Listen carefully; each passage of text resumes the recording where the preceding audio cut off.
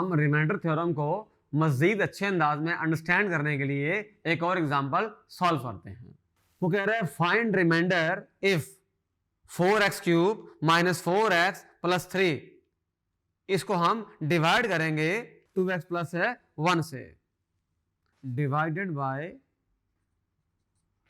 देखें हमारे पास ये पॉलिनोमियल है और ये हमारे पास है लीनियर बाइनोमियल है। तो हम ये करेंगे put 2x plus 1 equal to 0 implies, ये जो हमेशा ये क्या करेंगे कि यहां से x की वैल्यू निकाल के पुट करेंगे वहां पर।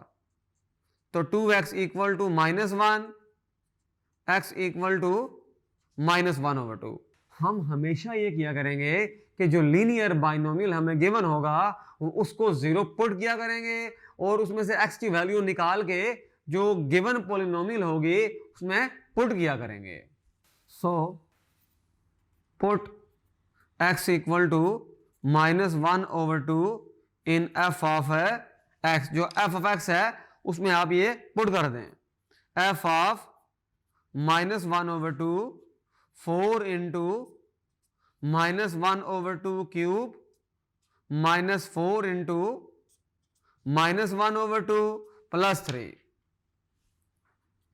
तो ये हमारे पास f ऑफ माइनस 1/2 आ जाएगा माइनस 4/8 प्लस 4/2 प्लस 3, क्योंकि माइनस 1/2 को सॉल्व करेंगे तो ये माइनस 1/8 आया और उसको 4 से मल्टीप्लाई किया तो ये आ गया, ये 1 और ये 2, ये 1 और ये 2, तो माइनस 1/2 प्लस 2 प्लस 3, तो ये आ गया माइनस 1/2 प्लस 5। इसको फर्दर सॉल्व करेंगे f ऑफ माइनस 1/2 हमारे पास क्या आ जाएगा 9/2। इसका मतलब ये हुआ कि रिमाइंडर आ गया।